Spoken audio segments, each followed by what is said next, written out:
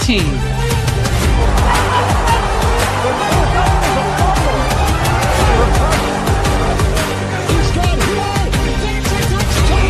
One dream. One fan. 30, 20, 10, touchdown Miami! 1, 2, 3, go! Hello, Miami Dolphins fans. How are you today? On this Friday, February the 27th, TGIF. Hope everyone's having a great day. And thank you for listening to the DolphinsTalk.com podcast. I am your host, Mike Oliva, flying solo today. Didn't plan on doing a show, but there's a topic out there I want to address because it's been in the news here for about 24 hours with the Miami Dolphins. I feel we should talk about it and, sort of have a chat about it because Anthony Richardson was told he has permission to seek a trade yesterday on the 26th. And, there's been a lot of reports, stories, rumor, innuendo that the Miami Dolphins maybe should trade for him, consider trading for him, all that good stuff. And we're going to sort of talk about this on today's show to see if that's a good idea for the Dolphins as they are in search for a quarterback for the 2026 season. Yeah, they got Quinn Ewers, but we know they're going to have to add more to that room. So we're going to talk about that on today's show. Before we get to that, as always, this show is brought to you by Caneswear. Everyone go to the website, caneswear.com, for the best and most affordable Miami Dolphins apparel on the internet. Caneswear.com has it all. Check it out. They're located at 2655 South University Drive in Davie, Florida. If you need something for the Miami Dolphins, a hat, a hoodie, a polo, something for the home, something for the office, something for the car, Caneswear.com has you covered. Check them out. So go there. Oh, sorry about that. Oh, what? A little double audio there. The show, thank you for those watching us live on the I Am a Miami Dolphins fan Facebook page. And for those watching on YouTube, please be sure to smash that like button. Make sure you subscribe to the channel and also hit the alert bell as well. All right, what will the Miami Dolphins do at quarterback is $1 million question right now as we are about to enter the start of the new league year. Tua Tagovailoa is going to be showing the door here in probably a few weeks. And the Dolphins have to figure out what they're going to do at quarterback for this upcoming year. And I know fans of the Dolphins are split on this. You got some fans who want Miami to go all in and get Malik Willis. Totally understand where they're coming from. I know there's other fans who just want to hand the starting job over to Quinn Ewers, not have a competition. Just say Quinn Ewers, Cam Miller, and then take a quarterback around 4, 5, and 7. And if we only win 1 or 2 games this year, so be it. But don't do anything. Don't spend any money. There's fans like that. There are other fans who want Miami to go out there and sign a veteran like a Joe Flacco type, a Marcus Mariota, a Jimmy Garoppolo, a Tyrod Taylor, and have them in and compete with Quinn Ewers and may the best man win in camp. I know you got some fans who think like that. And then you got trade rumors. And there was a trade rumor, I don't know how real it was, that Miami should inquire with Seattle about Jalen Milroe, who was a 3rd-round pick for the Seahawks this past year, but with Sam Darnold winning the Super Bowl for him, they probably don't want Jalen Milroe anymore. You might be able to get him. I don't know how real that one is, just like I don't know how real this one is either. We're going to talk about today. The Indianapolis Colts took Anthony Richardson 4th overall. That's right, 4th overall in the 2023 NFL draft, and he's been a bust. Hasn't been any good, and as of yesterday, they gave him permission to seek a trade and find a new home. The Miami Dolphins need a quarterback, so logically, a lot of people are connecting the dots here, thinking Miami should possibly make a trade for Richardson. And, he's from Miami, Florida. I don't think he spent a lot of time there as a kid because I know he went to high school in Gainesville, but he is from, quote unquote, Miami, Florida. He's got all the physical traits you want in a player. His athleticism is off the charts. He's got a rocket of an arm. There's one small problem, though, or maybe it's one big problem is how we should word it. He can't play quarterback. He cannot play quarterback to save his life. He ain't very good. And that's where the issue is with Anthony Richardson and the Indianapolis Colts is he can't play the position. So I don't know if you're the Miami Dolphins, if this is a wise person to add here to your quarterback room. And I think the only reason a team like the Dolphins or any team would possibly be interested in someone like Anthony Richardson is because he is cheap. He has 2 years remaining on his rookie contract with only 9.2 in guaranteed money over those 2 years. 2025, 3.8 million. 2026, 5.4 million. Now, there's some nuance to this with how the contract is structured, and a reporter, Stephen Holder, sort of clarified this. He goes, if a team trades for Richardson, they would need to his salary cap number this year, 2025, is north of 10 million. However, if a team trades for him, they would need to pay only 5.38 million of salary and bonus, and the roster bonus is due in August. So it's an easy contract to trade. It's not like something here with Tua, which is a second contract, a ton of money just signed. This is a rookie contract, and the Colts are actually paying some of it, it sounds like. And he's been so bad. I mean, he's been so bad at quarterback. It probably wouldn't take a lot to get. You might be able to get him for a day 3 pick. Now, I know the Colts are going to want a day 2 pick, most likely, but you could probably get him if you play hardball and if there's not a big market for him for a day 3 pick. He's only going to be 24 in May. So I understand why, so there's going to be a team, there's going to be a GM, there's probably a lot of fans who it's not hard to fall in love with him because of the physical traits.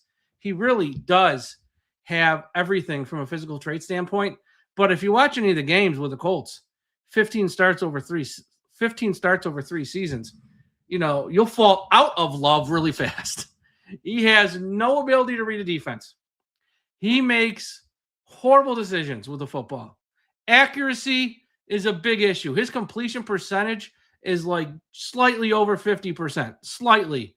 And there's been times he's had to take himself out of games because he's blown up and out of shape, and he just can't keep playing. He's just out of shape. There's been times. In 2024, which is the biggest sample size for any single season, where he started 11 games, he had 8 touchdowns, 11 interceptions, and the completion percentage was 47.7%, under 50%. Daniel Jones, who was, people say he was terrible with the Giants. He wasn't terrible. He won a road playoff game with the Giants, but, he wasn't great by any means. Daniel Jones went to the Colts, beat him out for the job easily, and had a ton of success until he got injured. And that's the same offense Anthony Richardson struggled in. So Jones, who was a pedestrian quarterback at best, goes to Indy, and the offense Anthony Richardson struggled with had Jones like in the MVP talk for like half the year. He was that good. That's kind of all you need to know. Not to mention this. To acquire Anthony Richardson, you're going to have to trade for him. And this ain't Chris Greer, who wants to trade for everyone's broken toy. Someone's damaged, someone's coming off an injury, someone's a first-round pick. Hey, low risk, high reward, which we're going to address in a second. John Eric Sullivan has made it crystal clear since the day he was hired. It's all about the draft. I don't have enough picks. I want more picks. I find it very hard to believe that John Eric Sullivan's going to part with any pick. I don't care if it's round 7 for a player who, let's be frank, has been a bust in the league. Don't see it happening. I get it. Trust me, I get it. He's a former 4th overall pick of the draft. There's a reason he was picked 4th overall. In 2023, this time, he was getting oohs and ahs from a lot of GMs and a lot of owners and a lot of teams and a lot of personnel executives. So I get it. And there's going to be some people who think, he just needs a new home. He just needs the right type of coaching. Maybe he's matured a little bit. And, he can be fixed. He can be saved. I don't see it. Now, there's going to be some fans of Dolphins say, you just need Bobby Sloak to create an offense around him to maximize his skill set, accentuate the positives, hide the negatives. And there's going to be one or more NFL teams that will talk themselves into it. And let me tell you, those teams are just doing nothing but wasting their time. It's a complete waste of time. This kid isn't an NFL quarterback. As much as the NFL changes, as much as it changes, right? This is still the same league when it comes down to it at the quarterback position. You need to sit in the pocket and sling it and win games with your arm. If you can't, you won't succeed in the NFL. Yes, mobility matters. And being able to make plays with your legs is very important. But that can't be your bread and butter. Making the throws is always the priority. And that needs to be your bread and butter. Being able to make a snap decision, read a defense needs to be something you can do, and that's something you need to work on heading into year 4 of your career. And I hate this term. And if you are a longtime fan of the Dolphins, and you should be sick of this as well. Oh, Mike, you're saying I got this a lot today. It's a low risk, high reward situation. What do we got to lose? First off, it's not low risk, high reward because he has a low ceiling. Okay. He ain't very good. And he's not even someone you can, like, if you go out there and sign a Tyrod Taylor or Jimmy Garoppolo or Joe Flacco, that's a veteran who's been around the block more than once. You add him to the quarterback room with Quinn Ewers and Cam Miller. They can help those guys break down film, tutor them, mentor them. You're bringing in a veteran who can pass along knowledge to young quarterbacks, so you're at least getting something out of it. You put Anthony Richardson in a quarterback room with Quinn Ewers and Cam Miller, it's the blind leading the blind. He ain't going to help them any. He ain't going to help many, okay? Anthony Richardson is not the answer for the Miami Dolphins. Let some other team take a shot at him. Let him go to the Vikings and sit behind J.J. McCarthy, where you got a head coach there who's kind of known for kind of fixing quarterbacks. We don't have that in Miami, okay? Let him go somewhere else. Let him go to the Ravens and sit behind Lamar Jackson. Great. It'd probably be a great spot for him. There's better spots for Anthony Richardson than Miami. The Miami Dolphins' best approach, if they're not going to get Willis, which we don't know if they will or not, and I don't want to go down that road tonight for the 100th time. I don't know. Their best approach, though, is to go get that veteran Marcus Mariota, Tyrod Taylor, Jimmy Garoppolo, Joe Flacco type, put them in a quarterback competition with Quinn Ewers. If Quinn Ewers really is all that and a bag of chips, he should beat them out easily in August and should start. If he can't beat them out, then you start the veteran, and then you draft your quarterback in 2027. It's really not that difficult. And I know some fans say, well, he's got more experience than someone like Malik Willis. Yes, but here's the difference. Malik Willis has actually, played in games and played well. And he's excelled to the point where in an offensive system and style, we're like, oh, if we put that quarterback in that system now, we will get results. Anthony Richardson's done nothing. He's just been bad. Yeah, he can run the ball, but you're essentially playing a running back or quarterback who can't throw it. I'm still shocked that game we played against them, 2 years ago, where I think Alec Ingold fumbled and Mostert fumbled, and we lost that game in Indy. They never should have lost Miami because Anthony Richardson couldn't complete a forward pass in that game. And that's not the only game he's looked like that. He's looked like that in a lot of games where he can't complete a forward pass. It's been ugly. Look, I know for the Dolphins, because the salary cap situation, whatever they do at quarterback, it's going to be a challenge. It's not going to be easy. Honestly, the easiest thing to do, I know some fans don't want to do this, the easiest thing to do is just sign Willis and bite the bullet, and hopefully you're only tied to him for 2 years because he'll get you through 2 seasons. He can make plays with his arms. He can make plays with his legs. It's going to be pretty much the same offensive system he was in with the Packers, where he's had some success just to get through it. That's probably the best way to do it. I don't know. I know they might not be able to spend that kind of money if it gets crazy out of control with the bidding. I get that. But they can get someone like Jimmy Garoppolo last year signed a contract for like $3 million with incentives that would have paid him to 10. I don't think he threw one pass. So it's like you can sign guys like that for like $3 million or so, and it's not going to break your bank. Someone like a Tyrod Taylor would probably make less than what we paid Zach Wilson last year. I mean, you can get those guys at a relatively affordable deal, and that's probably the avenue they will go. And yes, they'll take someone in the draft, and then you're going to have probably 4 quarterbacks heading into camp, and Cam Miller's going to have an uphill battle, and all depending who they take in the draft, they might have an uphill battle. But you just let it play out, and you sort of tread water through this season. But the Anthony Richardson thing really is baffling, because I saw a lot of Dolphins fans say, "Let's go for him." Go for what? You can't do anything.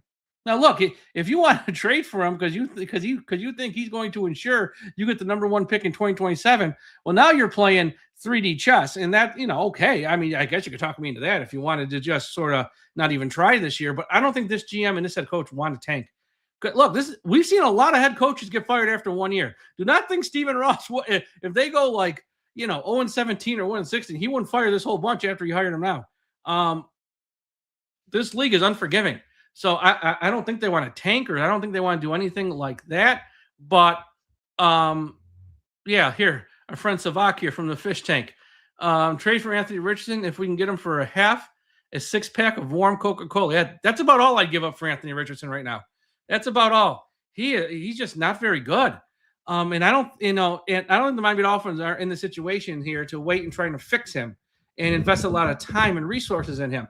Like I said, a team like the Ravens, if they want to trade for him to sit behind Lamar Jackson, yeah, they got time to invest. And there's other teams like that too. Say a team like the Bills, put him behind Josh Allen and work with him. They got time to invest. Miami, even as bad as they are, they don't got time to win. Because here's the deal.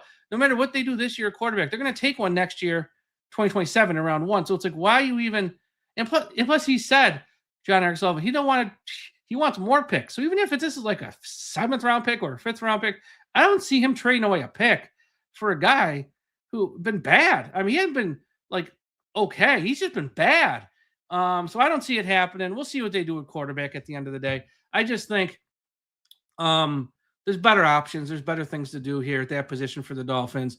We'll see. I don't know what they're going to do. Here, we got a super chat here from our good friend Idleman12, Kirk Cousins. Yeah, I think Kirk Cousins is going to want to go to a contender. I don't think he's want to come to a rebuild. I could see Kirk Cousins, again, heading back to the Vikings. See, the Vikings are a hot spot for quarterbacks because J.J. McCarthy's there, but he hasn't been great, and the head coach is really quarterback-friendly, and you got the big-time wide receiver in Justin Jefferson. So Kirk Cousins, I think he's going to want to, the final year or two of his time in the NFL, going to want to be in a contender, not on a total rebuild in Miami. It's not a fit. So I think the Vikings are a team to watch there. Pittsburgh might be a team if they don't re-sign Rodgers for some reason and they decide to go in a whole different direction. So I think Kirk Cousins is going to have some options. I just don't think I don't think Miami's even will be considered for him. We'll see if a team like San Francisco ever traded Mac Jones and got picks for him because he'll be a free agent next year. Then I could see Kirk Cousins going there because Purdy's always hurt. So I could see him going there as like a number 2, and he'll probably play some on that team because everyone on that team gets hurt, honestly. But yeah, so I don't see Kirk Cousins, but thank you for the super chat, Idle Man. Yeah, that's not a fit. Again, I think for the Dolphins, I think, first off, they're not going to hand the job to Quinn Ewers. I think fans who think they're going to do nothing and just hand a 7th-round pick with 3 starts a starting job, I think that's asinine logic. I think they're going to go out there and sign somebody. And I know that somebody's not going to be great. We've said the names, Mitchell Trubisky. They're going to sign some veteran, Kenny Pickett, Trey Lance. They're going to sign, Flacco, Taylor, Mariota. They're going to sign someone. There's going to be some sort of a competition because you got to have some sort of a competition. You can't hand Quinn Ewers off a 7th-round pick off a 3 starts a job. So I think they'll sign someone like that. If it's not Willis, which is a whole different conversation, they'll sign someone like that and then take it from there for 1 year. Then hopefully next year, this time, wherever they're picking, they're looking at the Dante Moores and the Arch Mannings and the Lenora Sellers and all the quarterbacks that are going around. They'll be able to get one of them. So we'll see. All right. Just want to do a quick show like that. And it's Friday. Hope everyone had a great Friday, TGIF. Next week, since the combine goes to like Sunday, into Monday really, but Sunday's the last day of on field drills. We're going to have some draft people on, talk about the draft next week on the show, or not talk about the draft, but talk about what happened at the combine, whose stock is going up, whose stock is going down. So we have a few shows like that next week. Be on the lookout for that.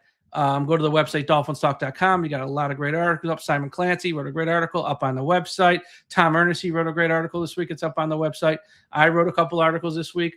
I won't say they're great, but I wrote a couple articles this week up on the website, and we got a bunch of new stuff up. So check it out there. Social media at Dolphins Talk, Twitter, Instagram, Threads, TikTok. We're on all of them. And again, on YouTube, smash that like button. Make sure you subscribe to the channel. Everyone have a great Friday evening. We'll talk to you again after a while. And when you're on the roads driving around tonight, please don't forget that we still must put an end to highway profanity.